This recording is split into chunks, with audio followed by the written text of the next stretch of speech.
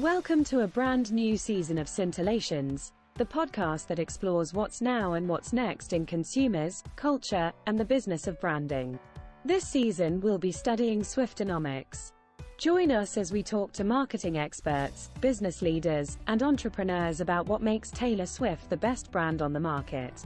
Listen in as we unravel the secrets behind her ability to capture hearts, minds, and market share, exploring what makes her a powerhouse of success. If you're a bona fide Swiftie, if you just don't get the hype, or you want to know what you can learn and apply in your own business, this season is for you. Now let's get started with your host, Erica First.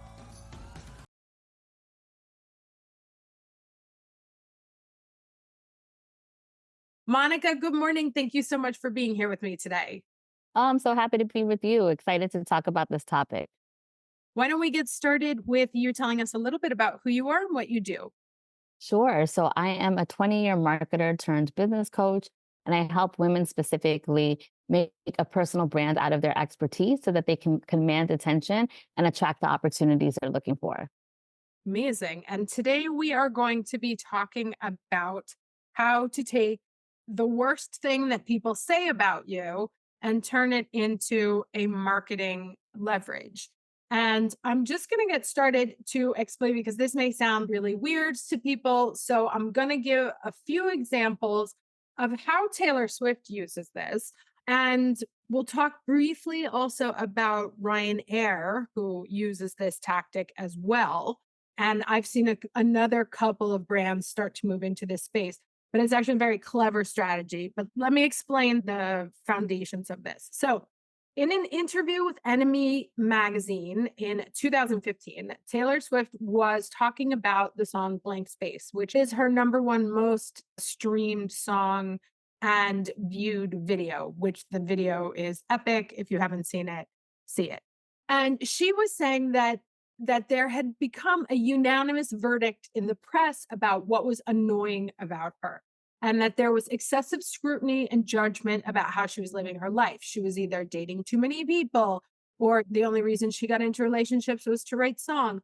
So they were taking all of her behaviors and sort of amplifying them and using them as a weapon against her. And she said, at first it was hurtful, and then I found the comedy in it. And so she said that she took all of these things that people were saying. She was like, I actually think that woman sounds like a really interesting character. And she wrote the song Blank Space about her, which is obviously semi-autobiographic, but it's a caricature of what people were saying about her. Another example, and that's kind of the most famous one, or maybe it might be number two. I don't know. We'll see. It's between these two. The other one is that in the Taylor Swift, Kim Kardashian, Kanye mess, when Kim Kardashian and Kanye called her a snake for having lied about giving her approval to appear on a song, which we found out many years later, just last year, that Kim Kardashian had edited the audio and Taylor was right.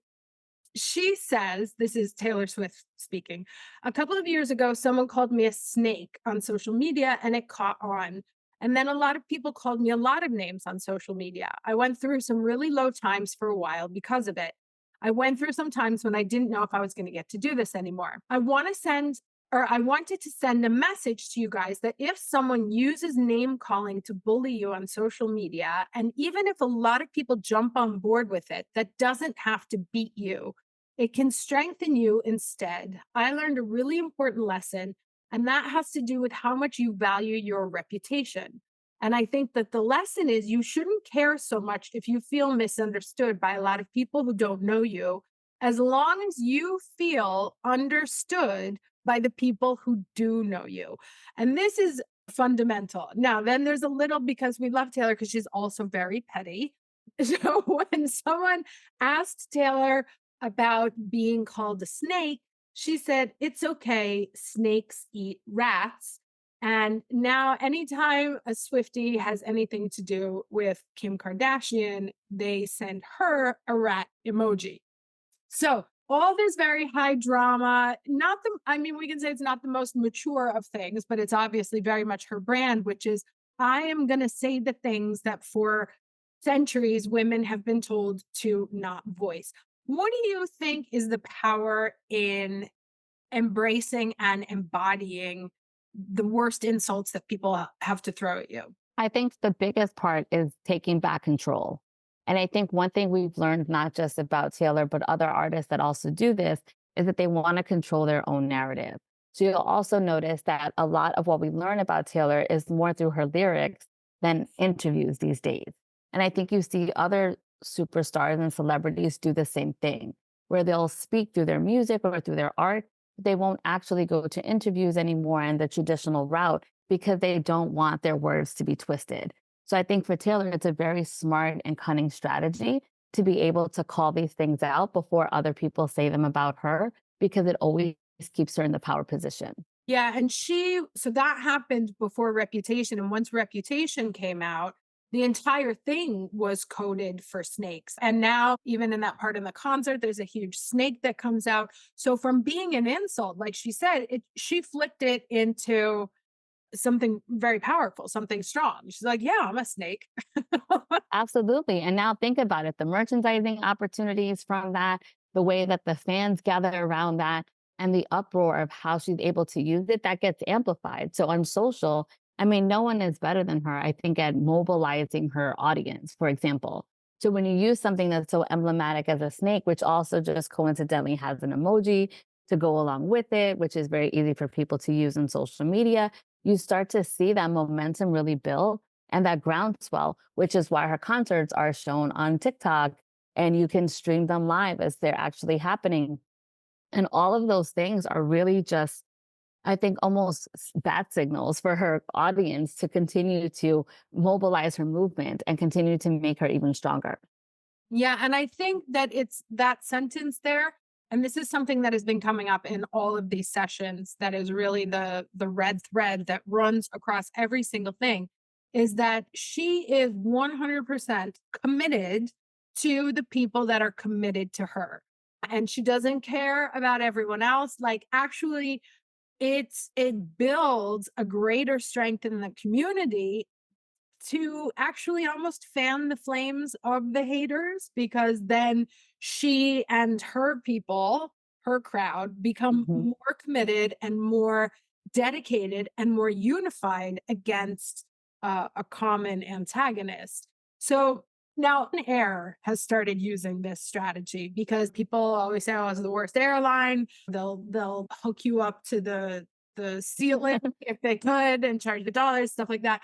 And they have turned into running an incredibly snarky social media platform where they come out and respond where you're like, oh my God, a brand would never do that. But in these cultural times where Gen Z is far more nihilistic than any of the previous generation, it's perfect. And it's great if it's done well. What other brands do you think could do this? Or how would a brand do this without falling flat on their face?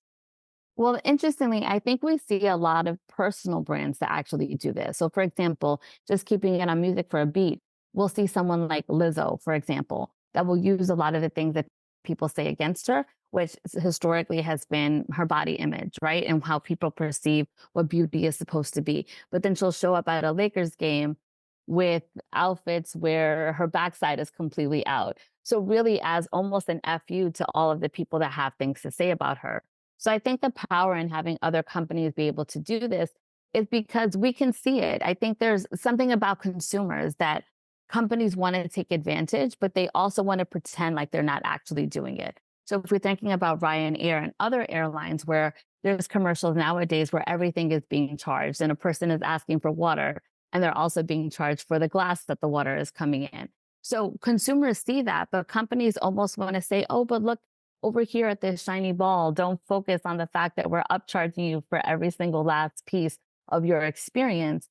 And I think what it does is it just brings a real level of honesty that the company shares and that a consumer can say, you know what, I can get behind someone who's owning these upcharges, who's owning this experience. Might not be a luxe experience, but what you are going to get in Ryanair's case is you're going to get to your destination cheaply and safely, right? And they pretty much own that. And I think it helps, to be honest, especially as we're thinking about different consumer behavior, to call out the things that your company does well, but also to acknowledge you're not wrong.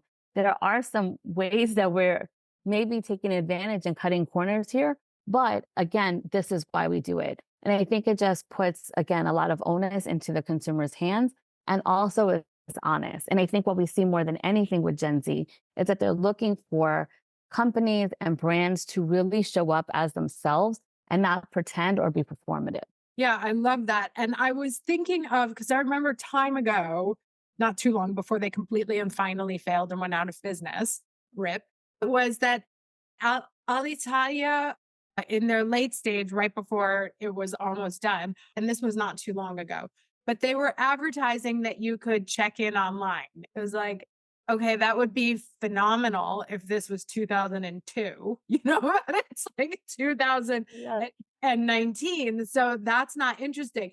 And to me, I always said, what they need to own is the experience. Be like, yeah, your luggage might get lost. Welcome to Italy, to really just sort of embrace it and have a completely different take on it instead of trying to whitewash everything. Be like, we are a wonderful airline, what it's like, but we know that's not true. Like, Right, right.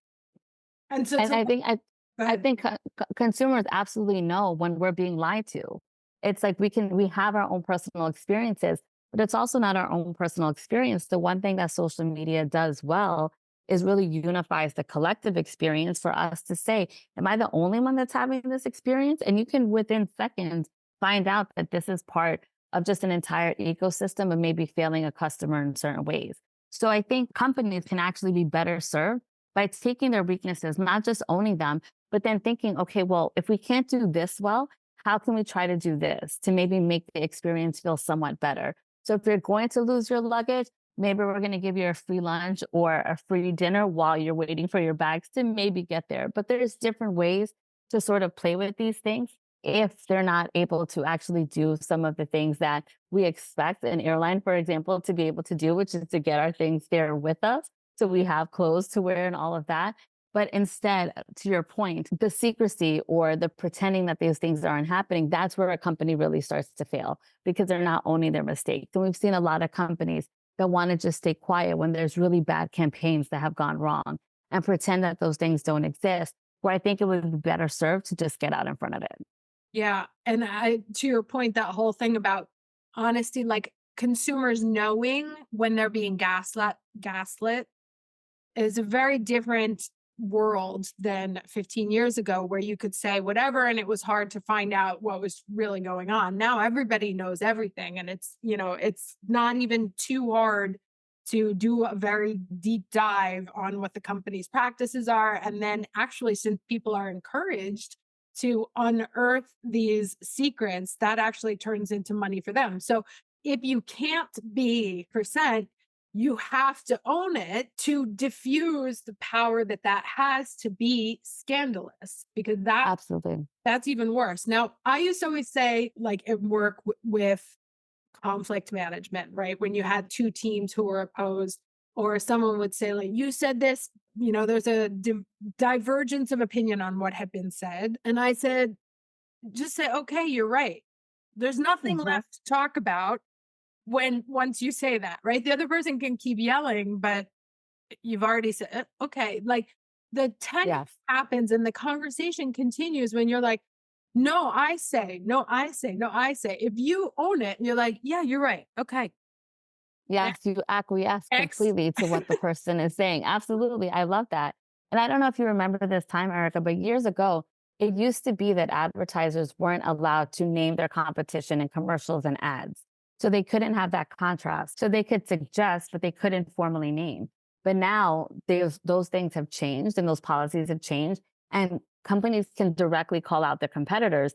And I think that's where it's in the best interest of a company or a brand when they know that they're doing something wrong. You don't want your competitor to be the one to say it about you first. So it goes back to that point that we're making, which is really to try to own it before somebody else can do it. Because now if you have a company that has more advertising dollars and just more amplification, especially across social, where they can get to your specific ideal customer, you don't want them to be the first one to market to call you out on the things that you refuse to recognize. Yeah. And I think there's also an aspect where you can be, because what Taylor is very good at is giving you the impression of full transparency. When, in my personal and professional opinion, she's showing you exactly what she wants. It's more transparent, but it's certainly not everything. But since I now have this impression, or if we want to say illusion, that because of this more overt transparency compared to everyone else, that I now know everything that's going on. So even if you are a company that has certain things that you cannot say for one reason or another, this can still work because it gives the, like I said, impression / illusion that you are operating from a transparent point. Now, do I advocate for pure transparency in all corporate branding dealings? Absolutely. I try to prefer working with B Corps over anyone else. That said, we know that that's not the case. So trying to be realistic here. Again, this is a strategy that even if you have a lot of skeletons in the closet, could potentially work. Yes, absolutely. And one thing I will say about Taylor, and I think also Beyonce is somewhat similar to this as well. We really don't know anything about these people. Like, if we really start to think about it, we know very few things of just details that they want to share with us, but it appears as if that's happening so much. I'll share another example with Jennifer Lopez. She recently released an Amazon original that's supposed to be kind of semi-autographic about her love life. But really, when we think about it, what do we know about her? We don't know anything other than these relationships that she's had, but there's so much more to anybody other than their romantic relationships. We really don't know very much about her kids. We don't know very much about how she grew up. Yes, we know that she grew up in the Bronx, but what do we really know aside from that? So there's so many pieces, but it looks and it appears as if, oh, they're sharing so much. But if we really stop and peel back the layers, we don't know very much about them. We just know about the parts that they want to share. And I think they're really masterful on how they do that. Yeah, and of course, that's a whole industry in constructing, crafting, and creating a continuous brand that seems personable, that you can identify with, but is very much constructed. So, if you had to say like 5 rules of using this kind of strategy in business, what would you say? So for 5 rules, I would say the first rule is, again, as we talked about, so use your negatives before they can, but also think about how it is going to be in service to the customer. So there's one thing about just calling it out yourself, but how are we also helping that customer? So if we take it back to Taylor, when she has her lyrics where she's calling it out, she's not just saying it before somebody else says it, but also the lyrics are very empowering. So her audience as well can listen to a lyric, for example, from blank space, right? And say, okay, well, how can I use this for myself? Or The Man, as an example. That's like a great song where she's calling out the sexism that exists between what a man can do versus what a woman can do. But for her younger fans, now this is a message for them to empower them as they move through life. So I think making sure that you're not just calling it out for the sake of calling it out, but how can it also serve your customers? So that would be my first rule. What would be a rule that you might have, for example? Well, so I was just looking down. Mine is that, like you said, that the don't gaslight. The first thing is to be transparent, and I bring it back to like what she said about being relevant, or what you're saying, to the people that follow you, right? If you create an us them dynamic, which we talked about in another session, that strengthens the brand loyalty of the people that are on you. So it's like we're owning this, we're saying the truth, and this like brings us together even more in a situation. I also think, though, to the point, though, that once you do that, though, there has to be something where I don't think, if let's say there's bad service, for example, you can own the bad service, but I also think to a certain point, people will be on your side. And again, it can be that us versus them. But if you're recognizing these things, but also not trying to do anything to create a better experience for the customer, I think at some point you will start to lose people. So Right. people are okay with understanding that there's mistakes and then there's maybe operational things that can be done better. But there also has to be a place where it shows that there's improvement that's happening.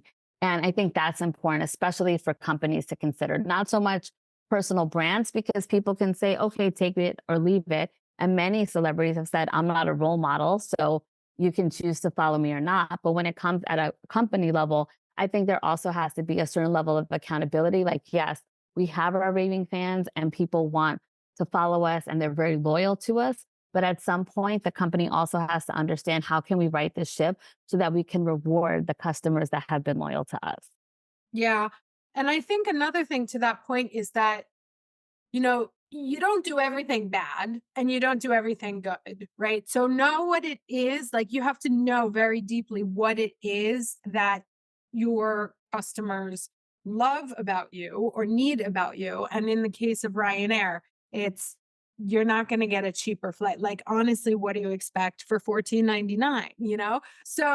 So you can be honest about that. It's like, not, not on time, but again, you paid $5. Like, if you want to be on Mhm. time, and not even, because none of the airlines are ever on time. So, Right. you have that to play with. But if you double down on like what it is that you offer and what it is that you're good at, then you can be more playful and more open and more owning about the things that you're not good at, that you don't have to pretend we've got, we're A to Z 100%, because it's just not true. And people know that. Right. But as soon as Ryanair stops to play on price, for example, so if they were to increase their rates by 20% or more, Yeah. people would definitely start to say, wait a minute, why am I staying with you? I was loyal. But now the one thing that I knew that I could expect with certainty, if you're no longer doing that, that's when you'll start to lose your customers also. Yeah, absolutely. You can't completely abandon your positioning. Now, of course, we see that with air prices, everything is moving in the same direction. So even though they're increasing their prices, they're still the lowest. Exactly. you know, but that's also like, you don't necessarily position yourself as cheap, but cheaper than everybody else, right? So that exactly what your positioning is and where you can sort of play with different things. But I think that the primary, like I said, with the just say, yeah, I said it, or yeah, I did it. Just own it, because the second you do that, it has no more weaponry from Yes. anyone else. It's yours It now. neutralizes, yes, it neutralizes your competitors from using that very thing against you. Yeah, because they're like, "Oh, they're late." And you're like, "Yeah, we said that." Exactly. Yes, exactly. And we own that, but we're competing on price. So it's always going to be, what are you competing on? And as long as you're strong in the thing you are competing on. And we see this even with there's been one fast food company in particular that has been in the press quite a bit because they're offering their signature item for like 18 bucks. And people are saying, well, for 18 bucks for a hamburger, I can actually go sit down and get a real hamburger for that price. And they're recognizing now that the one thing that we're trying to compete on, which is price and affordability specifically for certain classes, that's not happening anymore, then you're completely acquiescing your position in the market. And that will have much more of a negative effect than pretend as if it's not happening. So the CEOs had to call that out, and they have to, because if not, their competitors are already doing that. And that's a perfect example of, you're supposed to be competing on price. You're not acknowledging that that's where you're falling short. And now your competitors are taking advantage and getting more market share.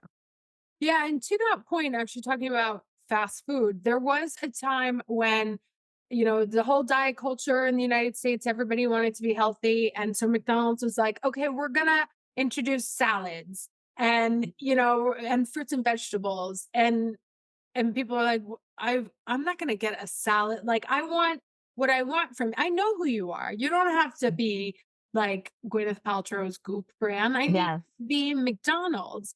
And I don't remember the numbers. This is going off memory. It's from 1,000 years ago. But I know that the salads did not do well, even though were highly caloric for salads. But then they came back and they introduced like a triple burger with bacon and cheese and blah, blah, and their sales went back up again. So it's like, Mhm. know what people love about you, and don't like, I understand the wanting to reach out into new categories, but if that's not part of who you are, then it's always going to come off as inauthentic. And that's really, especially in today's market, authenticity is everything. Absolutely. And to your point, deviating from what people know and want from you, I think is always just a very bad recipe, which McDonald's was able to see. And then also in terms of authenticity, that was the number one search term in all of 2023, which was authenticity. Because I think and you'll see this more and more as things become more AI focused, and we're not really sure what we're getting in terms of messaging and captions and all of those things. Authenticity is only going to be, people are going to be more watchful for authenticity more than ever before, because there's so much fiction, as I like to call it, in the world, Yeah. where people wondering, is this really the experience that I'm getting? Is this really someone talking to me? Or is this a machine that's generated these things? So I think we're going to see not just Gen Z, but many generations actually become more watchful of the brands that they love and be quick to potentially lead to other brands if they don't feel like they're getting that from their tried and true. Yeah. And to that point, also, I know in the PR world, what they say is that when there is something that's gone wrong in your strategy, or there's like some sort of crisis communication, that the first thing you do is own whatever's been said, right? Just be like, yes, sorry, here's what we're going to do about it. But that the people who are like, I don't know what you're talking about, then it just goes on and on and on. And then more people get involved because they're like, oh, well, I'm going to prove that you did know what you were talking about. And now it just like amplifies and amplifies. But, if you go with it, yes, we did, the conversation is dead. Yes, it goes away so much faster as opposed to allowing it to linger and allowing other people to capitalize and also bring steam. So I have people in my circle that are not in the marketing spheres. I'm sure you do as well. And there's certain things that when I know it reaches them, I know that the company has done a terrible job, because in these instances, it should not reach these people if you're addressing it quickly enough. Yeah, I have the reverse problem. I'm always like, I assume everybody knows everything that I see. All right, last question for you, probably the hardest one. What's your favorite Taylor Swift song? Oh my gosh, that is a really tough one. Okay, this is probably a deep cut. It's called "I Almost Do" from Red album. And Okay. so, of course, like all songs have like a certain connection to where we are in our life. And at that time, it's essentially about her wanting to reach out to an ex-partner and her saying, I almost do. And so it was just very relevant for where I was at the time. And so I think that's like one of the sweetest songs she has. All right, awesome. Well, thank you so much for your time and wisdom today. Thank you so much. This has always been great. And I love the way that you are always innovating in the space and having us think about things differently. So thank you for your time. Oh, you're so sweet. Thank you. Thanks for joining us for another episode of Scintillations. If you've enjoyed listening to us, please subscribe, rate, and review. It helps us share our learnings with more curious and interested people like yourself. See you next time.